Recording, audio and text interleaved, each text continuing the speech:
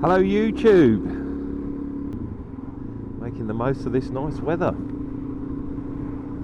Another ride on the DRZ, a future classic. Haha. Something to talk about today, classic bikes. What is a classic? Well, that's hard to define if you go on eBay, because pretty much anything that's for sale that's more than about 5 years old is either a future classic, a blue chip investment, or God knows what else. I've been messing about with sort of old classic bikes for quite a while. In fact, most of my riding life. Some of them, if you buy at the right price, do go up a little bit, but not as much as the market's inflated at the moment. Although it's not actually moving very much, and it has stalled, I think. And there's a lot of stuff out there for sale which is overpriced, and it is just not moving. And what amazes me is when you sort of look online to see the stuff that's for sale, it's the same old stuff that's been up for sale for a year or so at the same stupid prices. And this isn't just dealers, this is private sellers. And you know, if you want to sell something, you've got to price it to sell it. I mean, you know, if I want to sell something, I've made my mind up it's going to go, I'll stick it up at one price, and then you just adjust the price until you start getting a bit of interest. But people just seem to, whether it's greed or what it is, but they just seem to want so much money for old stuff. And this can range from anything from sort of like a 25-year-old bike to a 50, 60, 70-year-old bike.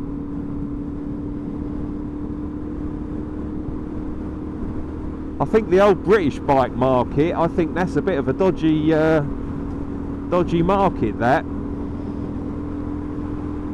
I had quite a few. I had about 12 British bikes a few years ago, and I got rid of most of them. And I've got two old bikes now that I've had the longest. I've got an old Vincent and a old Norton, and I've had those for sort of over 10 years, and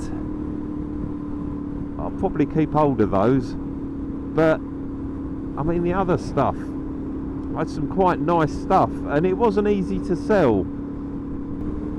So I always think if you've got a decent bike, you've got half a chance of selling it, but it doesn't always work. I mean, I've had some really nice bikes and spent quite a lot of money on them to get them right so that they're reliable, and you know, get bits painted and just make them a really nice bike. And I've really struggled to sell some bikes.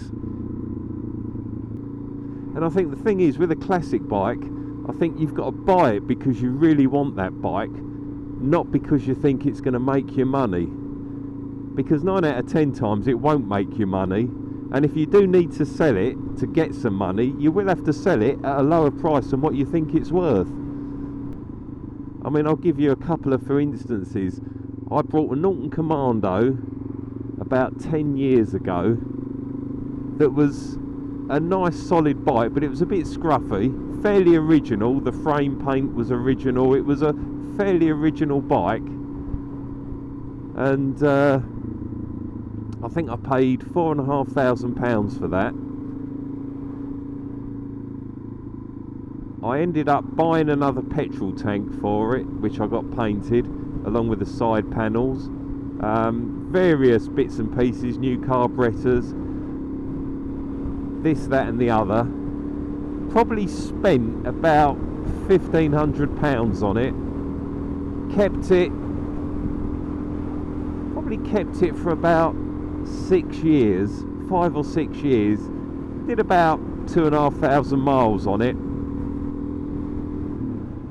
And I sold it, and I got 7,500. So over those 6 years, I made about £1,500 on it, which was probably one of the bikes that I made most money on. Now, in that time, I had to insure it, which wasn't that expensive.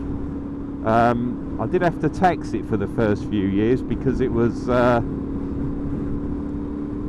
tax exempt. In fact, I think I might have had to tax it for the whole time I had it, but it certainly, I taxed it for quite a few years.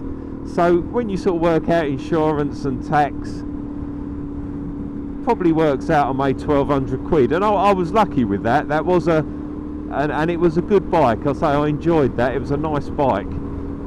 But then a few years ago, I bought a BSA Gold Star, a DBD 34 Clubman from an auction that needed restoring. It wasn't a matching numbers bike, and I ended up paying £10,000 for that as a restoration project. Now I reckon I spent at least £11,000 to £12,000 on that, restoring that. It was concours when it was finished, and I mean I really went through that bike. I mean the engine was brand new inside, new crankshaft, an electric start, brand new carburettor, GP carburettor. I spent a lot of time and money, and that bike was beautiful when I sold it. And I put that up for sale, and I got £16,500 for that, which, when you look at Gold Star prices now, was actually quite a good price. Now the only way I did manage to get most of my money back was I went to an auto jumble, and I ended up selling the old crankshaft, the old carburettor, bits and pieces like that, and I had a close ratio gearbox that I kept that I didn't put back on the bike, which was in bits, and I swapped that for a Honda 90, and I sold the Honda 90 for about £1,900. So eventually, I think when you sort of do all the sums, I sort of lost about £1,000. And I rode the bike. I didn't ride it that much actually. After I'd restored it, I rode it. I did about 80 miles on it, and I just wasn't all that impressed, so I got rid of it.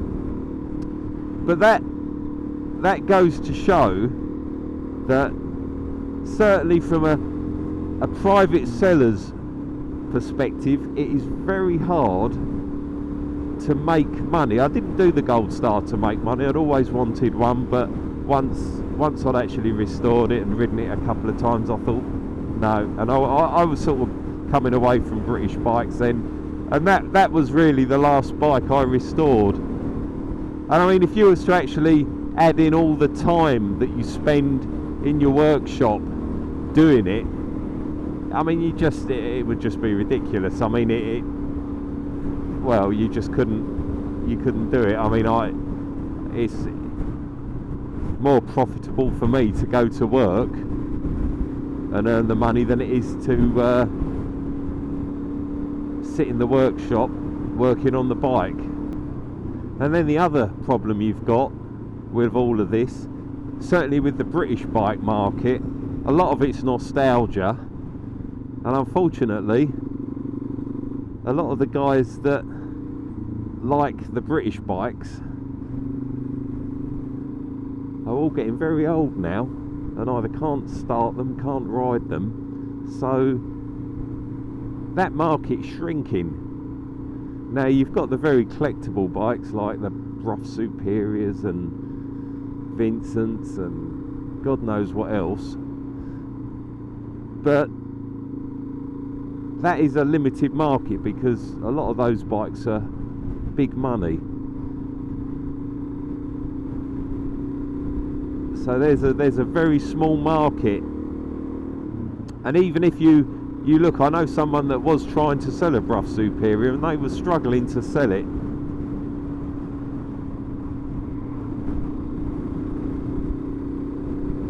So as for an investment, a lot of these bikes, you know, investments go up and down like the stock market, but people can't accept that. They all just seem to think that these bikes just keep going up and up and up and they never come down, but unfortunately they do go down as well, and you have to accept that if you own an old classic bike. Now the only good thing with the British bike market is the spares are quite good still for a lot of these bikes. The Vincent Owners Club, they make a lot of parts still, so they are quite well stocked with spares, so if you need something you can get something. And that goes for the Norton's, BSAs and whatever else.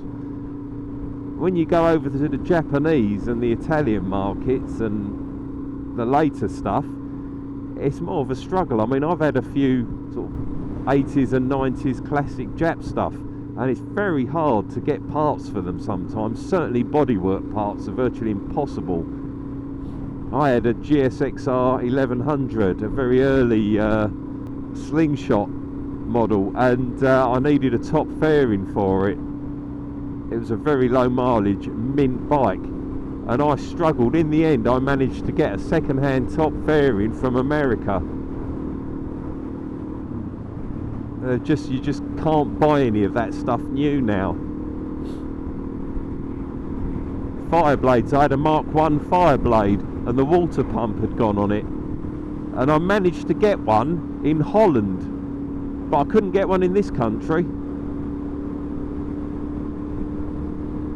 I mean, you think the Fireblade's over a popular bike, but as I say, this stuff, it's all drying up with the Japanese market, and the problem with the Japanese market is that a lot of the stuff isn't as interchangeable as you think,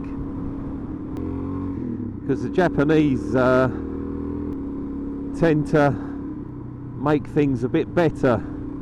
If they have an issue with a part, they redesign it and do an update, and you may find that parts out of one engine don't fit inside another engine, even though the engine looks very similar, or it is the same on the outside. It can be very different on the inside. So it does make you wonder really where all this is going, and the same with the classic car market.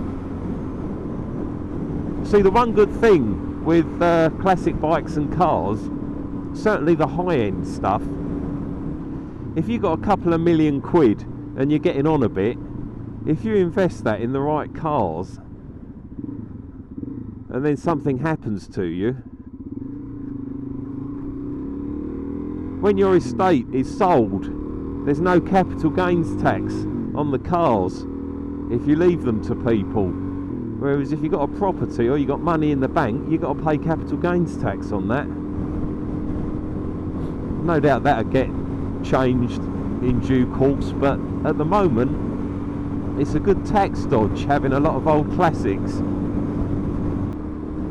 And if you sell them and make a profit, you don't have to pay capital gains tax. Whereas if you've got an expensive painting and you sell that, you're meant to declare the profit to the tax man. But a bike or car, vehicle, you don't have to do that. Didn't even say thank you, miserable cow. Oh, you could have let me go, mate. J, R3J, you could have let me past. That's my view on the classic market at the moment. And to be honest, certainly I've lost a few quid here and there on bikes just because I like to get them right. But the problem is, because you have to pay such good money to buy them in the first place, and generally they always need a load of work doing, you do them and then a year or two later you fancy a change, you sell them, and you end up losing money. So you might as well go out and buy a new bike, ride it, do a lot more mileage on it, enjoy it, and lose a bit of money anyway. So anyway, thanks for watching my sermon on classic bikes for a Sunday, and thanks for all the subscribers. Tick the like box if you like it, and I'll see you again soon.